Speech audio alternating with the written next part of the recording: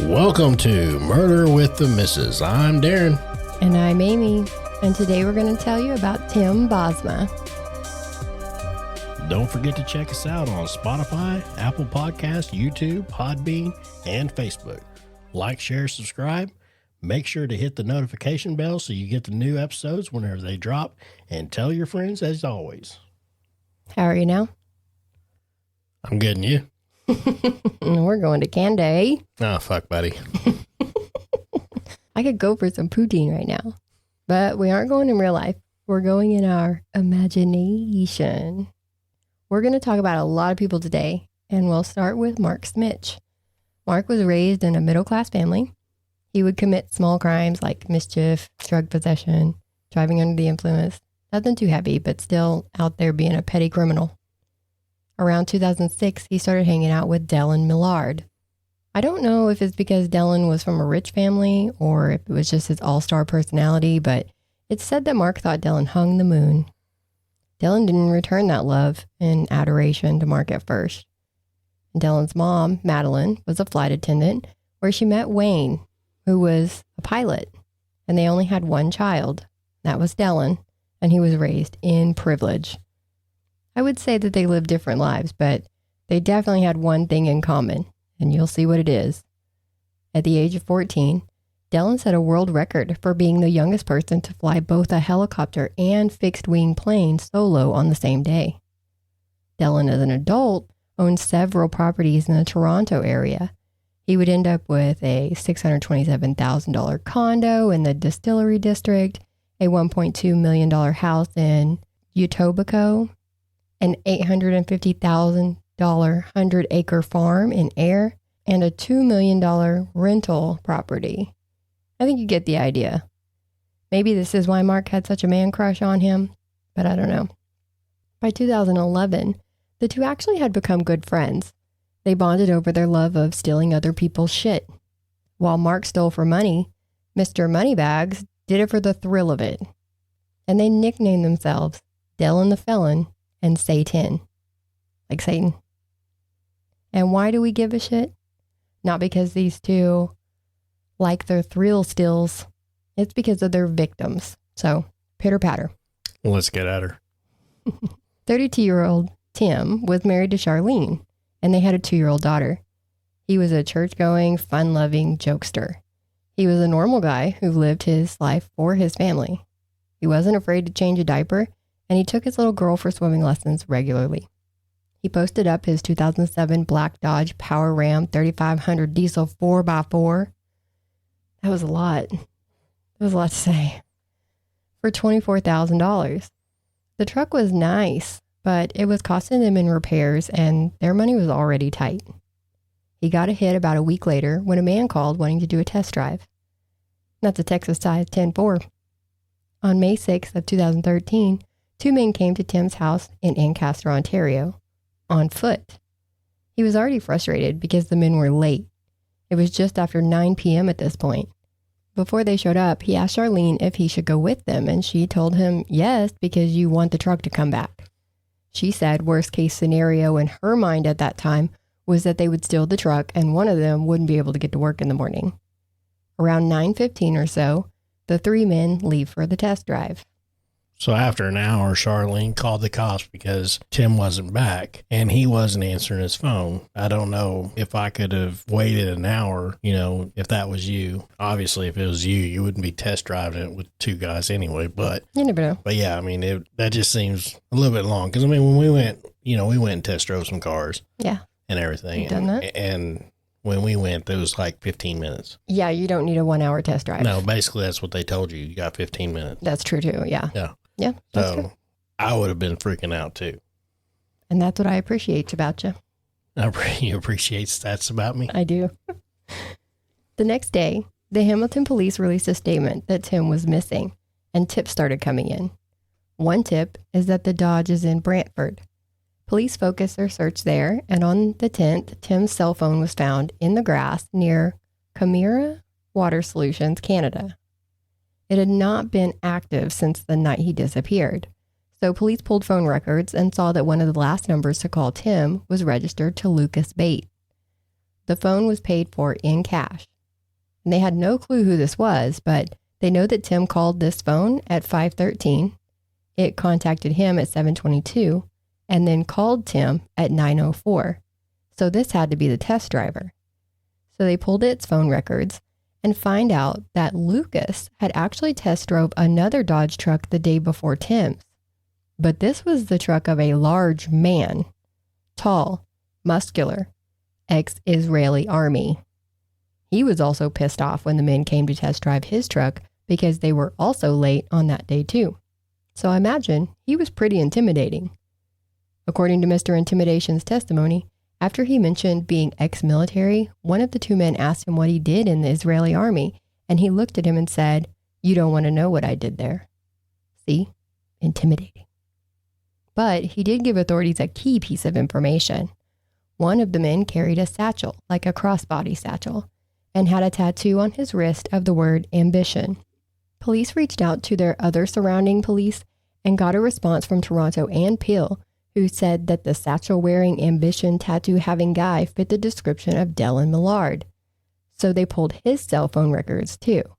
They did the same thing to him that they did in, I believe it was the Go 4 case, where they compared the records of Dylan's phone with Lucas's phone, and they were always in the same area at the same times, meaning same person had the phone. So they make a visit to Millard Air Hangar in Waterloo and realize their description definitely matched Dylan. They placed him under surveillance, but ended up arresting him that night anyways. This was on the 11th. He is charged with forcible confinement and theft over $5,000. The next day, they found Tim's Dodge truck at the Kleinberg, Ontario property, which is Dylan's mother's house. It was inside of a large trailer. The front seat had been taken out and were behind the truck. Yeah, so they were in the trailer too, but they were behind the truck. So the entire interior was gone. So they're stripping it? They stripped it, yeah. Oh. So the carpet was gone, the driver's seat, center console, passenger seat. There was no upholstery on the seats, no cushions, and they had been burned down to the metal. Oh. Yeah. So definitely stripped it. According to news reports, a few days after Tim went missing, a man was out riding his dirt bike around the Millard family in around the Millard's farm in Ayr. He said a big redneck smoker was in the middle of the bush along a tree line. It looked like a big black box with a smokestack and said in red letters on the side, "The Eliminator." It's so big that it's on a trailer. He took pictures, of course, because it was very random, but he didn't think too much of it because this wasn't his land. He had permission from the guy who owns parts of the field to ride there as long as he gave the guy a case of beer and a bottle of Crown. The next day, so this is the day after Dylan's arrest, he was riding again and saw all the cops out there. What is this, like Oklahoma payment? Oklahoma payment? What are you talking about? Case of beer and a bottle of Crown. That's how rednecks do it. Yeah, remember when we got rid of all the, what was it, donkeys? It wasn't even ours. It was, remember? Oh, yes. That a friend of ours. A friend of ours, they had all these donkeys and Mini stuff. donkeys, miniatures. Miniature donkeys. And anyway, they was trying to sell them, and they ended up selling them for a case of beer and a bottle of whiskey. You could have went and got you a donkey for a case of beer and I don't even remember what the whiskey was. It was just whatever. Whatever's brown. Brown goes down. Yeah. Anyway, I'm sorry. I didn't No, mean to. You're fine. I guess they do that type of math up in Canada too. Yeah, they do. Hey, it's the universal payment. I am. I hear it. So he's out there riding the next day and he sees all the cops. He told the cops about the smoker and an excavator and some burnt patches on the ground. Close to the smoker, there was 2 large black burned areas, and this is where they found 3 seatbelt buckles. So this is where they would have burned the seats down to the metal. The excavator, though, had been in the swamp close by and it had been there since winter, so it wasn't part of this. But the big redneck smoker that he was talking about was not a smoker. It was an animal incinerator. Inside, they found 2 bones and a tooth. They were later confirmed to be the only remains of Tim found. Mark had been under surveillance all of this time too, so he was arrested on the 22nd. Once in court, they pointed their fingers at each other, as they do. They agree that they were scoping out Dodge trucks that they planned to test drive and then come back and steal.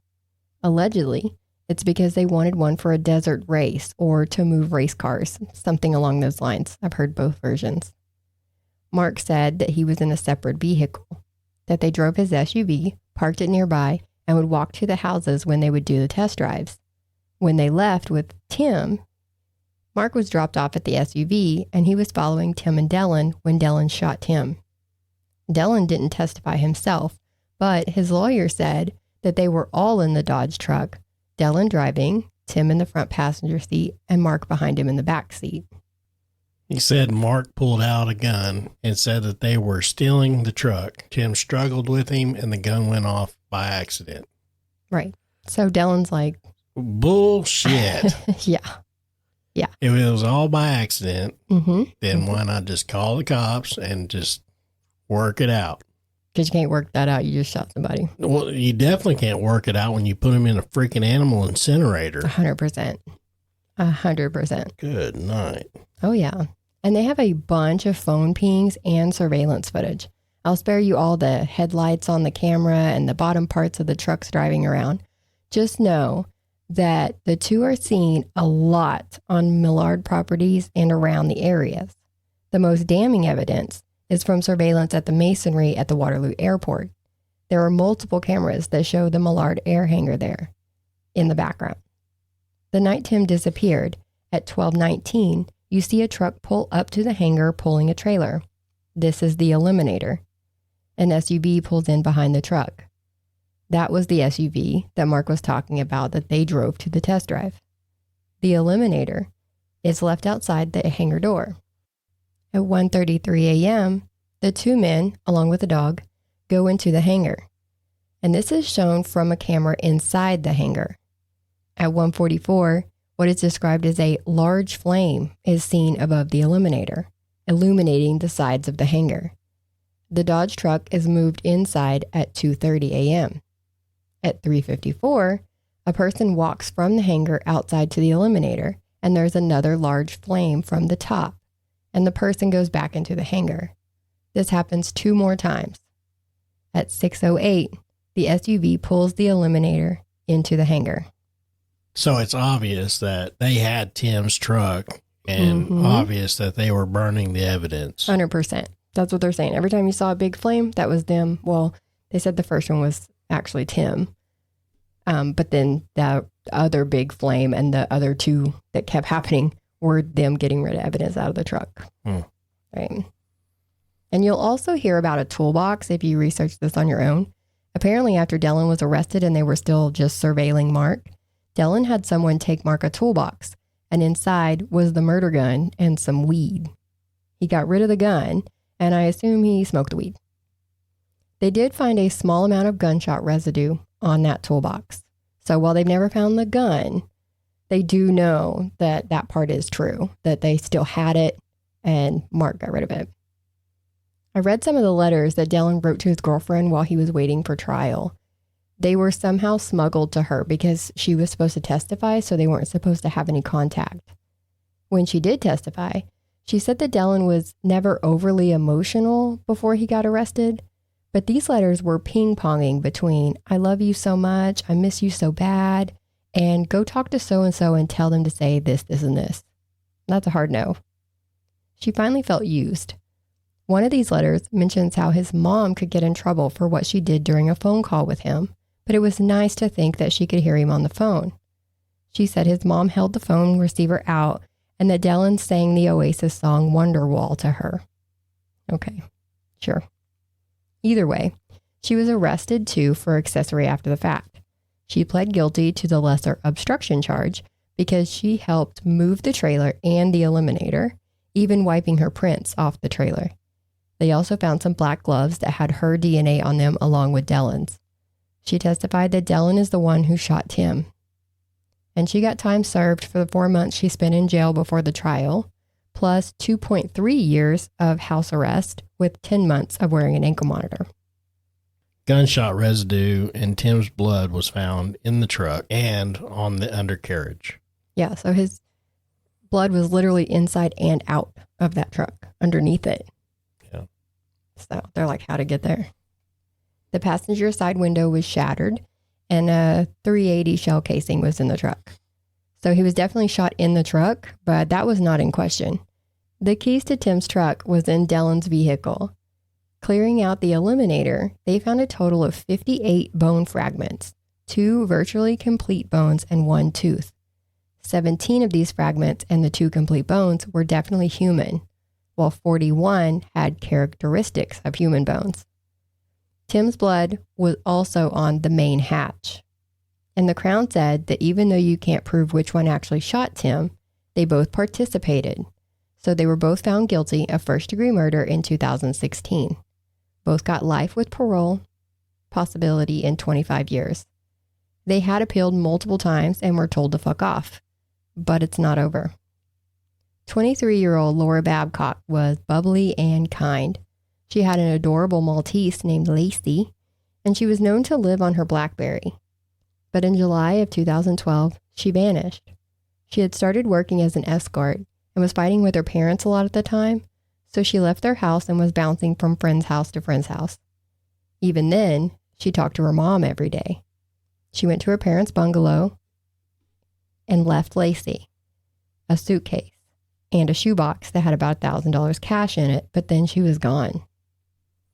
So, how does she fit into all this? Laura was Dellen's ex-girlfriend. They saw each other for about a month, but stayed friends.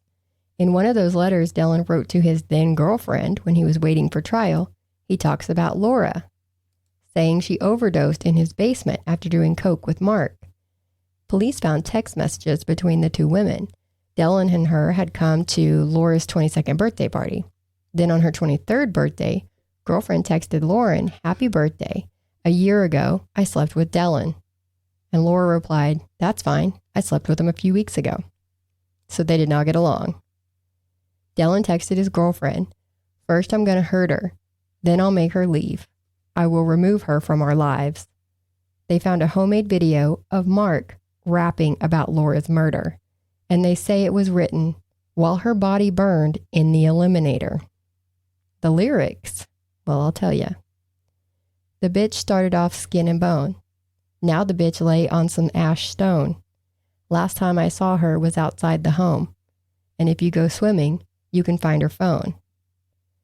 Mark even told 2 other friends that it wasn't just a song. It was true. Her last phone transmission was on July 3rd of 2012 when she checked her voicemail at 7:03 p.m. Her phone pinged on a tower by Dellen's house.